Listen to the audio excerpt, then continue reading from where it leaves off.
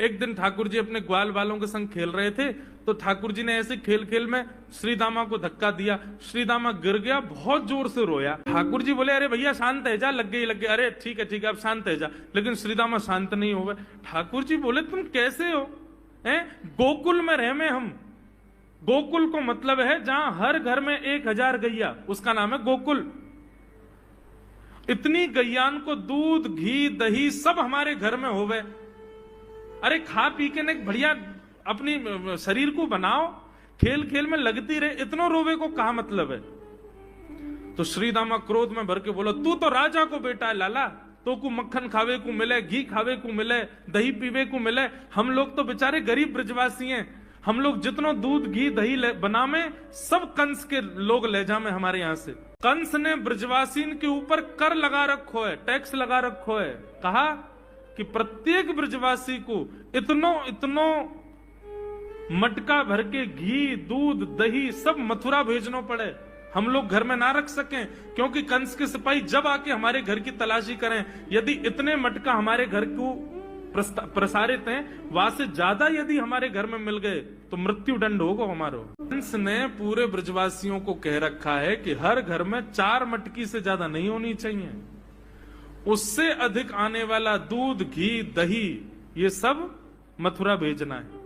और यहाँ हर ब्रजवासी के यहाँ 1000 गैया, और 1000 गैयाओं का जितना दूध घी दही होता है उसमें से 4 मटकी केवल घर में रहती हैं, बाकी सब मथुरा भेजना पड़ता है। या मारे लाला हम लोगन को खावे पीवे को ना मिले, तू तो राजा को बेटा है, तेरे नंद बाबा तो कुल के राजा हैं, या मारे तो को तो खूब छूट है, हम लोगन को छूट ना है।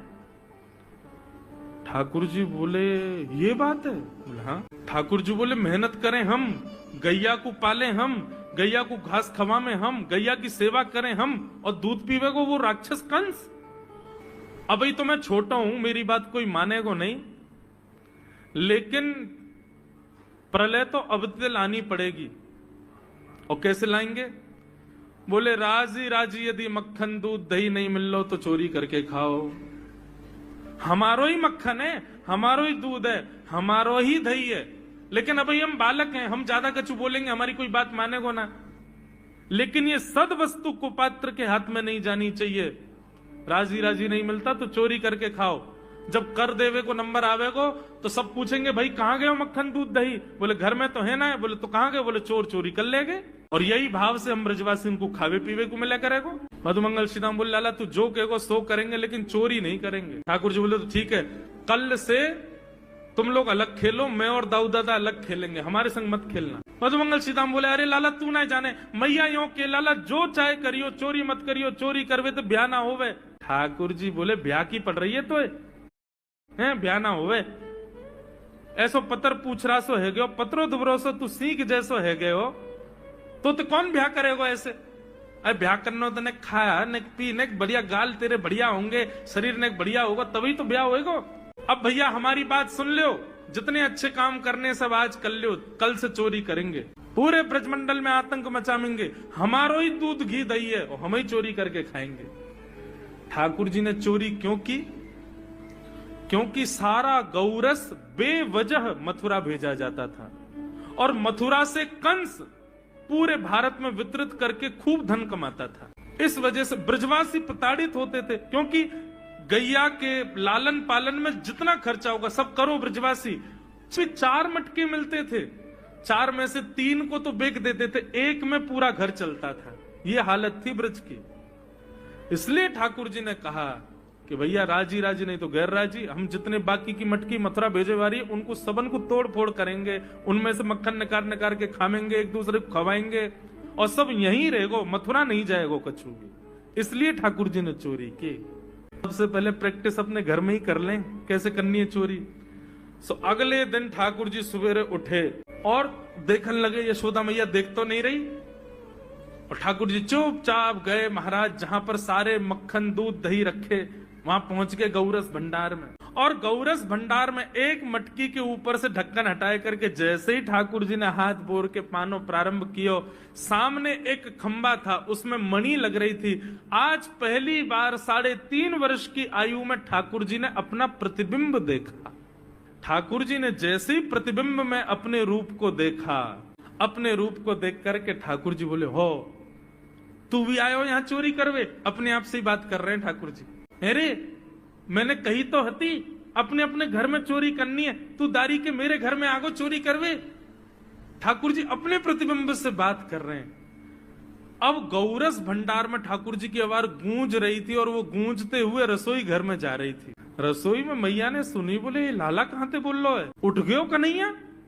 मुझको पतो भी ना चली, नूपुरन की आवाज ना आई। मैया दौड़ करके गई तो देखा ढूंढते ढूंढते गौरस भंडार में ठाकुर जी अपने प्रतिबिंब से बात कर रहे हैं। ठाकुर जी मक्खन पा रहे हैं। बोले अच्छा अब आ तो गयो है यहाँ पे, लेकिन सुन चुपचाप चोरी करके भाग जाइयो, मेरी मैया बहुत मारेगी तो को। बाकू यदि पतो चल गई तू चोरी कर रहा है तो को उखलते मान देगी, मेरी मैया बहुत मारेगी। चुपचाप चोरी कर और निकल ले यहाँ से। ठाकुर जी चोरी की बात कर रहे थे, यशोदा मैया ने पीछे से सुनी, लाला ओ कन्हैया। ठाकुर जी घबरा गए, मैया कैसे आ गई? हाँ मैया, कौन से बात कर रहे हो तू? अरे मैया देख हमारे घर में चोर घुसायो है। अपने प्रतिबिंब को दिखा करके ठाकुर जी कह रहे हैं, देख मैया हमारे घर में चोर घुसायो, जे चोरी कर रहे हो हमारे यहाँ के मक्खन की, तो मैया को पकड़वे आयो हूं नन्हे से गोपाल जी। मैया हंस भी रही है और क्रोध भी कर रही। बोले अच्छा जो चोरी कर रहे हो? बोले हाँ। चल याकू तो मैं पकड़ लूंगी, लेकिन जे बता तेरे हाथ में मक्खन कैसे लगो? तू तो याकू पकड़वे आयो ना। अब मैया याकी मैं कहा बताऊं, तेने मेरे हाथ में पद्म राग के ऐसे ऐसे बढ़िया कंगन पहना रखे हैं, कड़ूला पहना रखे हैं सोने के। जब मैं धूप में निकलूं ना तो धूप की किरण से मुंह को बहुत जलन है जाए हाथ में। तो कल मेरे सखा मधुमंगल ने मुझसे कही, बोले लाला जे जलन तेरी दूर रह जाएगी, तू मक्खन में हाथ बोर लियो अपनो, सो तेरी जलन दूर रह जाएगी। या हमारे मैया जलन हटावे के काजे मैंने हाथ बोरो है। मैया बोली अच्छा चल लाला, यहाँ तो तेरे जलन है रही और यहाँ पे यहाँ मक्खन कैसे लगो? ठाकुर जी बोले मैया मैं अपनी जलन दूर कर रहा हूं। इतने में जन कहां थे एक मक्खी आके मेरे मुंह पे बैठ गई। बाकू उड़ावे के काजे मैंने जैसे मुंह पे हाथ किया सो मक्खन मेरे मुंह पे लग गो। मैया मैया बोली लाला तू चोरी भी करन लगो और अब झूठ भी बोलन लगो मुंह से। ठाकुर जी ने ग्वाल बालों से कहा भैया मिशन फेल हो गया, घर में तो चोरी नहीं कर पाए हम, अब दूसरे इनके घर में दावे बोलो।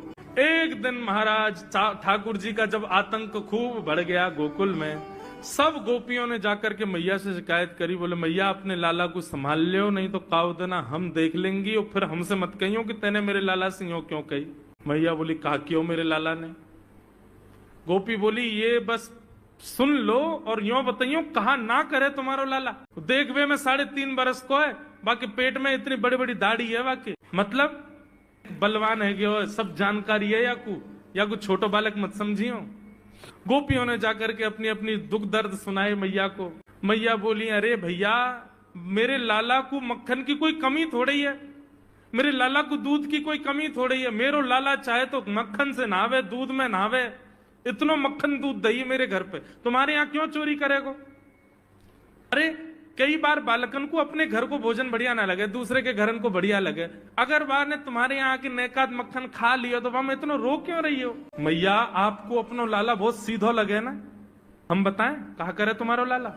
स्वयं खावे हमको कोई दिक्कत नहीं, लेकिन या की एक पूरी मंडली है और पूरी रजिस्टर्ड मंडली है, बाल गोपाल चौर प्रचार प्रसार मंडल, ये घर घर जाके चोरी करते हैं।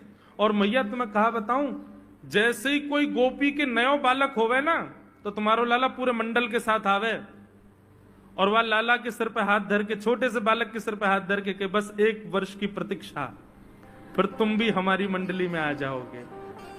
पूरे गोकुल में भय है तुम्हारे लाला को, स्वयं खावे, ग्वाल बालन को खवावे। मैया यहां तक भी बात समझ में आवे, ग्वाल बालन को खवावे, यो नहीं कि नेकाद मक्खन बच जाए तो रहम करके हमारे काज छोड़ जाए, बाकू बंदरन को खवा दे। यशोदा मैया आश्चर्यचकित होकर सुन रही है। बोले ये नेक्सो लाला ये करे? बोले हाँ मैया। बोली मैया अगर चोरी करे तो दिक्कत, और यदि किसी कारण से हमने लाला को रोक दियो, चोरी नहीं कर पाए हमारे घर, तो हमारे रोने क्यों? बोले चूल्हा में ते कोयला लेके आवे और वह घर के बाहर हवा बना जाए, और यो के अब जब तक या घर से मक्खन नहीं मिलेगा या के घर के लोग भूखे रहेंगे। और इन लोगन को भोजन छुड़वाने की जिम्मेवारी हमारी। बोले कहा करे फिर? बोले मैया भोजन बनना होगा, चूल्हे पे भोजन रखो रे। तो ग्वाल बाल सब ताकते रहे कब भोजन बनने को समय आवेगो। जैसे ही कछु और काम करवे के काजे गोपी नेक उठ के जावे तो कहो तो बाकी कढ़ैया में खूब सारो पानी डाल जाएंगे, सब्जी ना बन पावेगी, आटे में नमक फेंक जाएंगे। ये बात जैसे ही यशोदा मैया ने सुनी, बोले नहीं नहीं नहीं नहीं, झूठ बोल रही हो, मेरो लाला ऐसा ना कर सके।